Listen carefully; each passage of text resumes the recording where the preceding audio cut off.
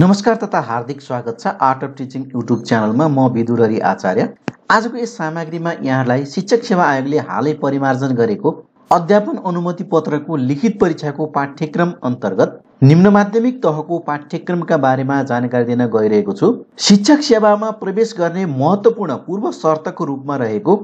अध्यापन अनुमति पत्र अर्थात् लाइसेन्सका लागि 2078 चैत्र 2 गते पश्चात सञ्चालन हुने परीक्षाका लागि यही 2078 चैत्र 2 गते शिक्षक सेवा आयोगको निर्णय अनुसार परिमार्जित नयाँ पाठ्यक्रमको बारेमा पूर्ण जानकारी गराउने छु।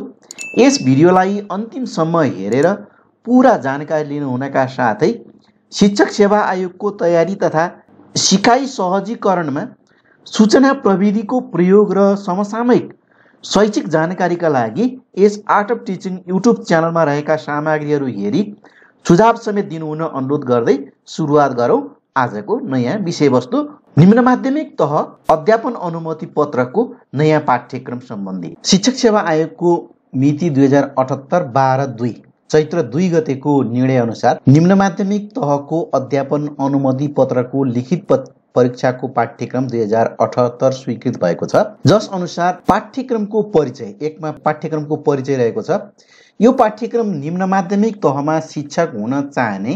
व्यक्तिहरूका लागि तयार पारिएको हो। नेपालमा विद्यालय शिक्षाको अवस्था र शिक्षण सिकाइ पद्धतिमा आफूलाई समाहित गर्न चाहने व्यक्तिहरूले शिक्षण सेवामा प्रवेश गर्नु पूर्व सञ्चालन गरिने अध्यापन अनुमति पत्रको परीक्षाको प्रयोजनका लागि यो पाठ्यक्रम तयार गरिएको छ भनेर भनिएको छ, जुन चाहिँ शिक्षण सेवामा प्रवेश गर्नुभन्दा पहिला सञ्चालन हुने अध्यापन अनुमति पत्रको परीक्षाको प्रयोजनका लागि बनाइएको हो भन्ने यहाँ राखिएको छ। जसको दोस्रो नम्बरमा रहेको छ यस पाठ्यक्रमका उद्देश्यहरू नेपालको राष्ट्रिय शिक्षा प्रणालीका विभिन्न पक्षहरूको सैद्धान्तिक परिचय र प्रयोगको अवस्थाका विषयमा बताउन, शिक्षामा देखिएका नवीनतम चिन्तन र यसमा देखा परेका मूल प्रवृत्ति एवं विशेषताहरूको जानकारी लिई शिक्षण सिकाइमा उपयोग गर्न, सिकाइको अवस्था, बाल मनोविज्ञान र शिक्षा मनोविज्ञानका विभिन्न तत्त्वहरूको जानकारी गराउन र सिकाइमा तिनीहरूको उपयोग गर्न, विद्यालय र समुदायको सम्बन्ध तथा तिनीहरूको सहसम्बन्ध कायम गरी शिक्षण सिकाइमा सहजीकरण गर्ने तरिका बताउन यी उद्देश्यहरू रहेका छन्। यसैगरी शिक्षकको पेशागत सक्षमता र प्रभावकारी सिकाइका लागि शिक्षकले खेल्न पर्ने भूमिकाको विवेचना गर्न, शिक्षण सिकाइलाई गुणस्तरीय बनाउन तथा मापदण्ड तयार गर्न, शैक्षिक सुशासन कायम गर्ने विषयमा शिक्षकले खेल्ने भूमिका बताउन, कक्षा कोठाको व्यवस्थापन गर्न, विद्यार्थीलाई सिकाइमा सहायता प्रदान गर्न र विभिन्न शिक्षण विधि तथा प्रक्रियाका आधारमा प्रभावकारी सिकाइ गर्न, सूचना तथा सञ्चार प्रविधिको प्रयोग गरी शिक्षण सिकाइ गर्न, शिक्षण सिकाइमा आवश्यक पर्ने बौद्धिक ज्ञान, भाषा तथा गणितीय सक्षमता र अध्ययन अनुसन्धानका निष्कर्ष तथा सुझावहरूको उपयोग गरी शिक्षण गर्न र अन्तमा मूल्याङ्कनका विभिन्न विधि, साधन तथा उपकरणको उपयोग गरी प्रभावकारी रूपमा विद्यार्थीको मूल्याङ्कन गर्न भन्ने यस पाठ्यक्रमका उद्देश्यहरू रहेका छन्। तेस्रो नम्बरमा पाठ्य विषय रहेको छ जसको खण्ड क अन्तर्गत सामान्य परीक्षाको व्यवस्था छ, जसको 3.1 मा नेपालको राष्ट्रिय शिक्षा प्रणाली सम्बन्धी शीर्षक छ। यस अन्तर्गत नेपालको संविधानमा शिक्षा सम्बन्धी व्यवस्था, जसमा मौलिक हक र राज्यका सिद्धान्त, विद्यालय शिक्षाको संरचना र प्रकार,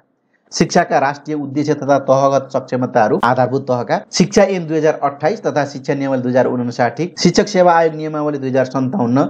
अनिवार्य तथा निशुल्क शिक्षा ऐन 2075 तथा नियमावली 2077, स्थानीय सरकार सञ्चालन ऐन 2074, यसमा शिक्षासँग सम्बन्धित, राष्ट्रिय शिक्षा नीति 2076 विद्यालय शिक्षा सम्बन्धी र इन्चोन घोषणा र दिगो विकासका लक्ष्य सम्बन्धी तेस्रो सामान्य परीक्षाको खण्ड क अन्तर्गतको शीर्षक नम्बर 3 मा राखिएको छ। यसैगरी 3.2 मा शिक्षामा नवीनतम चिन्तन शीर्षक अन्तर्गत समावेशी शिक्षा, बालमैत्री शिक्षाको अवधारणा र प्रयास, सामाजिक न्याय र शिक्षामा समावेशीकरण, शिक्षामा लैङ्गिक समता, समानता र महिला शिक्षा, अनौपचारिक शिक्षा जस अन्तर्गत साक्षरता शिक्षा, डिजिटल साक्षरता, वैकल्पिक तथा निरन्तर शिक्षा र खुला तथा दूर शिक्षा, प्राविधिक तथा व्यावसायिक शिक्षा र रोजगारमूलक शिक्षा, जीवनोपयोगी सिप, सामान्य व्यावसायिक सिपहरू, शिक्षामा द्वन्द्व तथा तनाव व्यवस्थापन र स्व व्यवस्थापन र सिकाइ यस अन्तर्गत रहेको छ। शिक्षामा नवीनतम चिन्तन शीर्षक अन्तर्गत। यसैगरी तेस्रोमा सिकाइ र बाल मनोविज्ञान शीर्षक अन्तर्गत सिकाइको अवधारणा र स्वरूप, सिकाइका सिद्धान्तहरू, व्यवहारवाद, संज्ञानवाद, निर्माणवाद र सामाजिक निर्माणवाद, बाल मनोविज्ञानको अवधारणा, बाल्यावस्था र उत्तर बाल्यावस्थाका बालबालिकाहरूको विकासात्मक विशेषता र सिकाइ, सिकाइमा प्रभाव पार्ने तत्त्वहरू, यस अन्तर्गत उत्प्रेरणा, पुनर्बल, अभ्यास, स्मृति, विस्मरण, सिकाइ स्थानान्तरण, नैराश्यता, समायोजन र सिकाइ, र सिकाइमा वैयक्तिक भिन्नता, विशेष आवश्यकता तथा विशिष्ट क्षमताको पहिचान र सो अनुरूप शिक्षण भन्ने सिकाइ र बाल मनोविज्ञान शीर्षक अन्तर्गत रहेको छ। यसैगरी सामान्य परीक्षाको चौथो शीर्षक अन्तर्गत विद्यालय समुदाय सम्बन्ध रहेको छ। यस अन्तर्गत विद्यालय समाजको एक सहपद्धतिका रूपमा विद्यालय समुदाय सम्बन्ध तथा समुदाय र अभिभावकको विद्यालय प्रतिको दायित्व, विद्यालय सुधार योजना र यसको प्रभावकारिता, गाउँ नगर शिक्षा योजना, विद्यालयको विकासमा समुदाय परिचालन, विद्यालय विकासमा स्रोत परिचालन, सङ्कलन, वर्गीकरण र परिचालन तथा बजेट व्यवस्थापन, र विद्यालय शिक्षामा नागरिक समाज, गैर सरकारी तथा सामाजिक संस्थाको भूमिका रहेको छ। यसैगरी 5औं नम्बरमा शिक्षकको पेशागत दक्षता विकास शीर्षक अन्तर्गत शिक्षकको पेशागत विकासको अवधारणा, यसको आवश्यकता र उपयोग, शिक्षक पेशागत विकासको वर्तमान अवस्था र स्वरूप, शिक्षक तालिमको आवश्यकता र उपयोग, शिक्षकको पेशागत दक्षता विकासका उपायहरू एवं प्रचलित मोडल र प्रणालीहरू, विद्यालय सिकाइ सङ्गठन अथवा स्कुल एज अ लर्निङ अर्गनाइजेसनका रूपमा विकास, अध्यापन अनुमति पत्रको आवश्यकता र औचित्य, शिक्षकको नैतिक मूल्य, मान्यता, उत्तरदायित्व र तिनको परिपालना, र स्वप्रयत्नमा आधारित जीवन पर्यन्त सिकाइ भन्ने 5औं नम्बरको शीर्षक अन्तर्गत शिक्षकको पेशागत दक्षता शीर्षकमा रहेको छ। यसैगरी 6औं नम्बरमा गुणस्तरीय शिक्षा रहेको छ। यस अन्तर्गत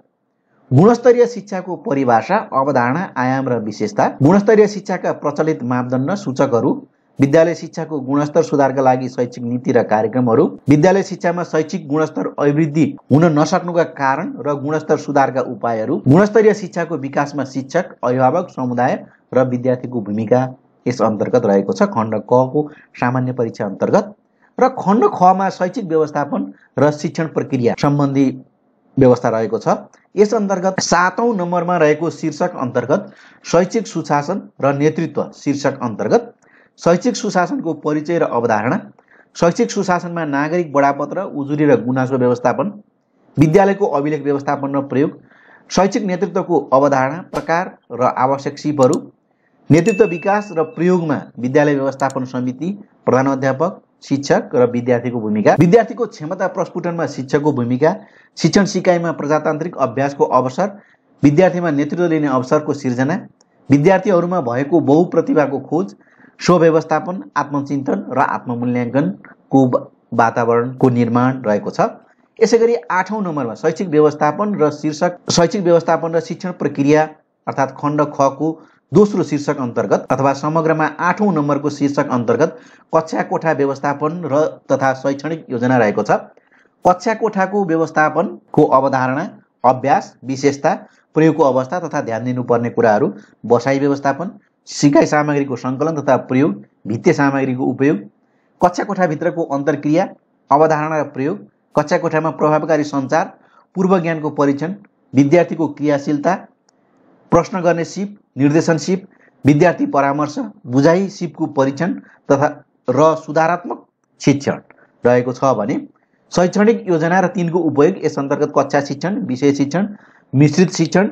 र सिकाइका लागि वार्षिक, साप्ताहिक, एकाइ र दैनिक पाठ योजना र निर्माण, शिक्षक विद्यार्थी तथा विद्यार्थी सम्बन्ध, सामाजिक, सांस्कृतिक तथा भाषिक विविधताको व्यवस्थापन, सह तथा अतिरिक्त क्रियाकलापको योजना र व्यवस्थापन रहेको छ। यसैगरी पाठ्यक्रम तथा विद्यार्थी सहायता प्रणाली शीर्षक अन्तर्गत पाठ्यक्रमको अवधारणा, विकास र सम्बन्धित तहको पाठ्यक्रमको अध्ययन, राष्ट्रिय पाठ्यक्रम प्रारूप 2076, स्थानीय पाठ्यक्रम, मातृभाषा सिकाइको पाठ्यक्रम, यसको अवधारणा, निर्माण प्रक्रिया, विद्यमान अभ्यास र कार्यान्वयनमा आइपरेका समस्याहरू, पाठ्यक्रममा आधारित शिक्षण सिकाइ, पाठ्यपुस्तकको परिचय, विशेषता र अङ्गहरू, शिक्षणमा पाठ्यक्रम र पाठ्यपुस्तकको अन्तरसम्बन्ध, शिक्षक निर्देशिका र यसको प्रभावकारी उपयोग, पाठ्य सामग्री र शोध सामग्रीको सङ्कलन, निर्माण, तयारी, प्रयोग र भण्डारण, र पुस्तकालयको अवधारणा र यसको समुचित प्रयोग पाठ्यक्रम तथा विद्यार्थी सहायता प्रणाली शीर्षक अन्तर्गत रहेको छ। यसैगरी शिक्षण विधि र शैक्षणिक प्रक्रिया अन्तर्गत शिक्षण विधिको अवधारणा प्रकार यस अन्तर्गत शिक्षक केन्द्रित विधि, विद्यार्थी केन्द्रित विधि, अन्तर्क्रियात्मक र सहयोगात्मक विधि, शिक्षण सिकाइमा नवप्रवर्तन, आलोचनात्मक चेत र सृजनशीलता, शैक्षणिक योजना र तिनको प्रयोग, सिकाइका लागि वार्षिक, साप्ताहिक, एकाइ र दैनिक पाठ्ययोजना निर्माण र प्रयोग, आधुनिक शिक्षण सामग्री, आधुनिक शिक्षण रणनीतिहरू, परियोजना कार्य, समालोचनात्मक चिन्तनका विधिहरू, समस्या समाधान विधि र सिकाइमा प्रयोग। यसैगरी विद्यार्थी मूल्याङ्कन शीर्षक अन्तर्गत मूल्याङ्कनको अवधारणा, उद्देश्य र महत्त्व, शिक्षणमा निर्माणात्मक र निर्णयात्मक मूल्याङ्कनको उपयोग, शिक्षक निर्मित र स्तरीकृत परीक्षा, विशिष्टीकरण तालिकाको निर्माण र उपयोग, विद्यालय शिक्षामा लेटर ग्रेडिङ पद्धति, अवधारणा, अभ्यास, समस्या र प्रभावकारिताका उपायहरू, परीक्षा र मूल्याङ्कनका साधन तथा तरिकाहरू, शिक्षणमा निरन्तर मूल्याङ्कन प्रणाली र यसको उपयोग, विद्यालय तहमा लिइने परीक्षाको सञ्चालन, व्यवस्थापन र प्रमाणीकरण। र यसैगरी 12औं नम्बरको शीर्षक अन्तर्गत दोस्रो खण्डको 12औं नम्बरको शीर्षक अन्तर्गत शिक्षण सिकाइमा अनुसन्धान र प्रयोग शीर्षकमा अनुसन्धान, यसको परिचय, उद्देश्य, प्रकार तथा विद्यालय शिक्षामा अनुसन्धानको आवश्यकता, कार्यमूलक अनुसन्धानको अवधारणा, प्रक्रिया र प्रयोग, कक्षा कोठाभित्र सम्बन्धित विषय शिक्षणका समस्याको पहिचान, अनुसन्धानका निष्कर्षहरूको शिक्षण सिकाइमा उपयोग, घटना अध्ययन, परिचय, प्रक्रिया र प्रतिवेदन रहेको छ। यसैगरी 13औं नम्बरको शीर्षक अन्तर्गत सूचना तथा सञ्चार प्रविधि शीर्षक, शिक्षण सिकाइमा सूचना सञ्चार प्रविधिको आवश्यकता र प्रयोग, शिक्षण सिकाइमा कम्प्युटर, इन्टरनेट र जर्नलको प्रयोग, कम्प्युटरमा अफिस प्याकेज, कम्प्युटरको उपयोग गरी शिक्षण सिकाइमा उपयोग गर्ने सामग्री निर्माण तथा प्रयोग, शैक्षिक तथ्याङ्क सङ्कलन, विश्लेषण, सम्प्रेषण र प्रयोग, एकीकृत शैक्षिक सूचना व्यवस्थापन प्रणाली रहेको छ। यसैगरी 14औं नम्बरको शीर्षक अन्तर्गत सामान्य बौद्धिक परीक्षण र गणितीय सक्षमता राखिएको छ। यस अन्तर्गत शाब्दिक बौद्धिक परीक्षण, शब्दज्ञान परीक्षण, समरूपता, शाब्दिक वर्गीकरण, श्रेणीक्रम समस्या, छुटेका सङ्ख्याहरू पुरा गर्ने, भिन्न र दशमलव, प्रतिशत र अनुपात र नाफा नोक्सान रहेको छ। यो 14औं नम्बरको शीर्षक अन्तर्गत सामान्य बौद्धिक परीक्षण र गणितीय सक्षमता शीर्षकमा रहेको छ। यसैगरी मूल्याङ्कनको व्यवस्था अन्तर्गत यसको विशिष्टीकरण तालिकाको व्यवस्था गरिएको छ, जसको कुल पूर्णाङ्क 100 पूर्णाङ्क रहेको छ र यस अनुसार यसमा वस्तुगत प्रश्नमा ज्ञान तथा बोध तहका, सिपको प्रयोग तह र उच्च दक्षता तहका प्रश्नहरूको प्रकार अन्तर्गत जम्मा प्रश्नहरू रहेका छन् र प्रत्येक प्रश्नको 2 अङ्कका दरले रहेको छ। सम्पूर्ण परीक्षा वस्तुगत प्रणाली अनुसार बहुवैकल्पिक परीक्षामा आधारित हुनेछ। यस अन्तर्गत खण्ड क को सामान्य परीक्षा अन्तर्गत नेपालको राष्ट्रिय शिक्षा प्रणाली शीर्षकमा ज्ञान तथा बोध तहका 2वटा प्रश्न, सिपको प्रयोग तहको 1वटा प्रश्न र उच्च दक्षता तहको 1वटा प्रश्न गरी जम्मा 4वटा प्रश्न सङ्ख्या रहेको छ। दोस्रो शीर्षक अन्तर्गत शिक्षामा नवीनतम चिन्तन अन्तर्गत ज्ञान तथा बोध तहमा 2वटा प्रश्न, सिप तहको 1वटा प्रश्न, उच्च दक्षता तहको 1वटा प्रश्न गरी जम्मा सिकाइ र बाल मनोविज्ञानमा 1वटा प्रश्न, ज्ञान तथा बोध तहको, सिपको प्रयोग तहको 1वटा प्रश्न र उच्च दक्षता तहको 1वटा प्रश्न गरी यी 2वटा शीर्षकमा